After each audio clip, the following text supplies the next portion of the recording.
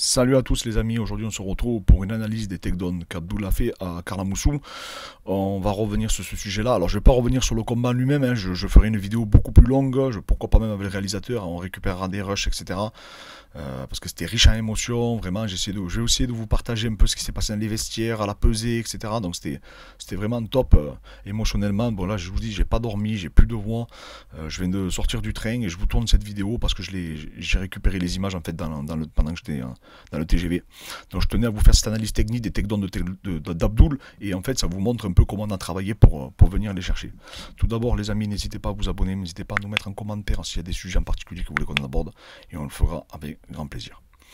Donc les amis, tout d'abord il faut savoir que Abdul il avait tout un process en fait pour aller chercher le premier takedown. L'objectif c'était d'amener Karl dans les 2 premières minutes du combat.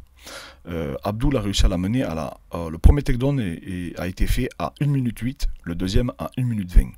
Donc voilà, la mission était pour nous accomplie. Le but c'était de l'amener à... On savait que Karl était extrêmement explosif, extrêmement dangereux. Donc en fait ce qu'il fallait faire, c'est lui faire oublier que Abdul allait lutter, pas faire de tentative et surtout à un moment donné jouer sur un coup qu'on avait travaillé, qu'on avait drillé à l'entraînement pour mettre toute l'attention de Karl sur ce coup là. Et ce coup je vais vous le mettre en vidéo en premier pour que vous compreniez en fait toute la stratégie qu'on a mis en place. Donc là on peut voir Abdul, boum, qu'envoie l'overhand. Voilà, c'était ce coup là qu'on avait travaillé et à ce moment là on voit Abdul très agressif, hop, et c'est lui qui rentre, il run et il l'amène au sol. Je vais revenir sur cette vidéo, voilà. Et là, au moment en fait où il a envoyé l'overhand, c'était le signal pour qu'il marche de l'avant et qu'il essaye de mettre la pression à Karl et du coup qu'il vienne chercher le takedown. Donc en fait, tout a démarré à partir de ce coup-là et c'est ce drill qu'on a travaillé avec Beto Ramos dans les vestiaires, vous le verrez de toute manière. Et en fait, il devait faire ce premier coup en donnant tout sur ce coup, en fait, avant de faire sa première tentative de takedown, qui a été, je vous dis, à 1 minute 8. Donc en fait, qu'est-ce qui s'est passé ? Abdul, au début, faisait que des jabs. Karl a bien joué le jeu, il avait une très bonne gestion de distance, très en canne, très explosif, très réactif. Abdul, l'objectif, c'était vraiment de travailler avec son bras gauche, travailler un peu en ligne basse pour faire oublier sa lutte.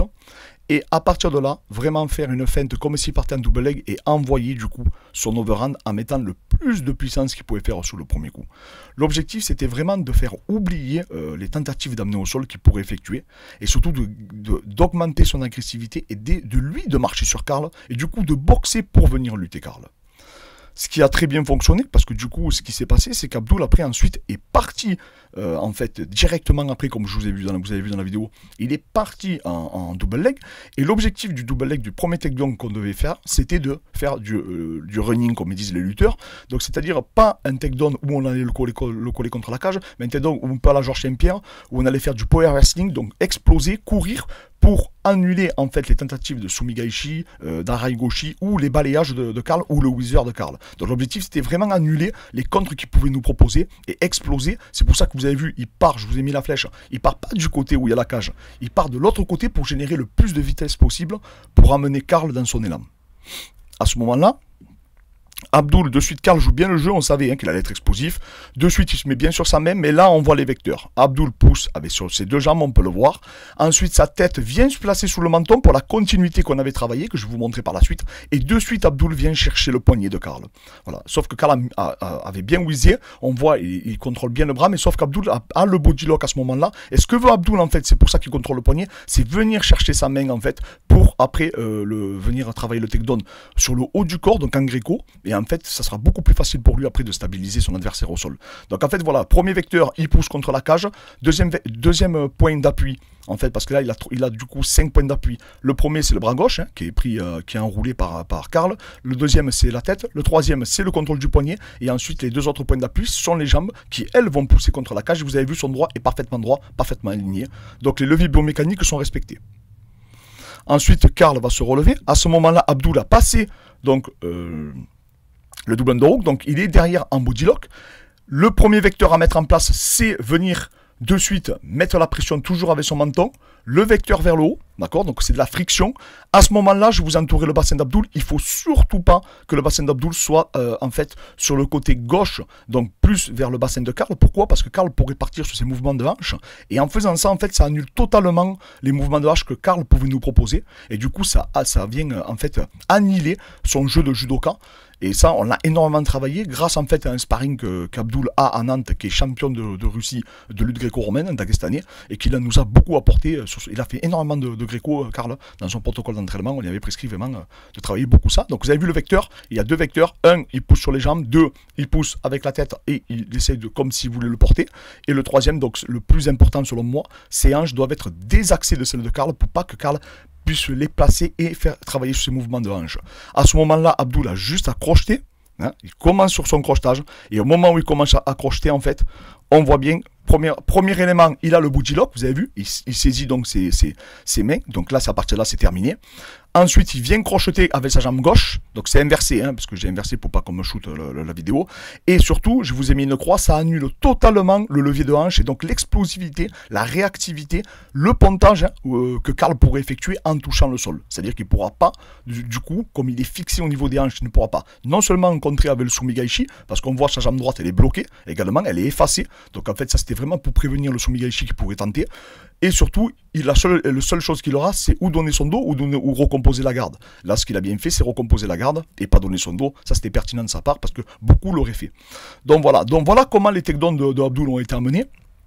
Donc en fait, tout est parti de l'overhand. L'objectif c'était de boxer, c'était de l'amener dans les 2 premières minutes, de le boxer, de travailler avec la jambe, le bras avant, juste pour faire semblant, le faire oublier, mettre des petits low kicks, intérieur, extérieur, vraiment, voilà, c'était vraiment juste installer un faux rythme pour l'endormir en quelque sorte, hein, et derrière venir donc du coup chercher ce coup que je vous repasse et que je vous remets en vidéo, l'envoyer et voilà, hop, vous avez vu, il envoie vraiment tout Abdoul sur ce coup là, et là de suite vous avez vu, c'est lui qui marche sur lui, et de suite c'est lui, hop, et là le takedown, il arrive pas, il peut pas le contrer du coup, et en fait voilà, et tout est parti à la première minute en fait, c'est à ce moment là que la stratégie se mettait en place, et ça nous a été mais du coup positif, et il a vraiment appliqué le gameplay à la lettre, et c'est très intéressant. Donc c'est pour ça, je voulais vous faire cette vidéo pour que vous compreniez que c'est quand même assez technique, c'est des éléments qu'on a travaillé, qu'on a drillé, si je dois les repasser, donc là, le premier c'est l'overhand, le deuxième, on run, hop, pour amener ensuite contre la cage, mais en générant de la vitesse, le troisième c'est les contrôles, qui vont nous permettre d'enchaîner sur la continuité en gréco qui avait été drillé.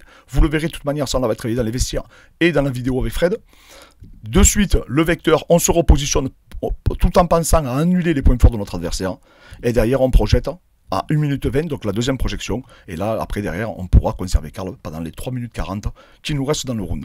Donc voilà, les amis, comment les takedowns d'Abdoul ont été effectués, comment tout le travail a été effectué. C'est un travail en synergie. On a envoyé les thèmes à Abdoul, Abdoul m'a envoyé les sparring, Beto Ramos coaché sur place. Et c'était un travail d'équipe. Et en tout cas, ça a payé. On est content. Les takedowns sont passés. La stratégie qu'on avait mis en place est passée. Et on vous remercie à tous, en tout cas. Et on remercie surtout son adversaire, Karl, qui était prêt, affûté. Je vous dis, quand je l'ai vu, mais j'ai dit, waouh, les conditions qu'il avait, franchement, ses préparateurs, ils ont fait un super travail. Son staff a fait un super travail. Mais tout ça, j'y reviendrai plus tard, les amis. Désolé, parce que là, c'est sur l'émotion, le machin, j'ai pas dormi. Mais voilà, je voulais vous livrer cette analyse technique. Je l'ai faite dans le train.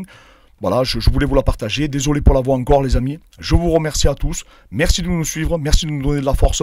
Franchement, ça fait vraiment plaisir. Et on a reçu tellement de messages que je sais même plus quoi vous dire. Voilà, merci encore à tous, les amis. Et je vous dis à très vite.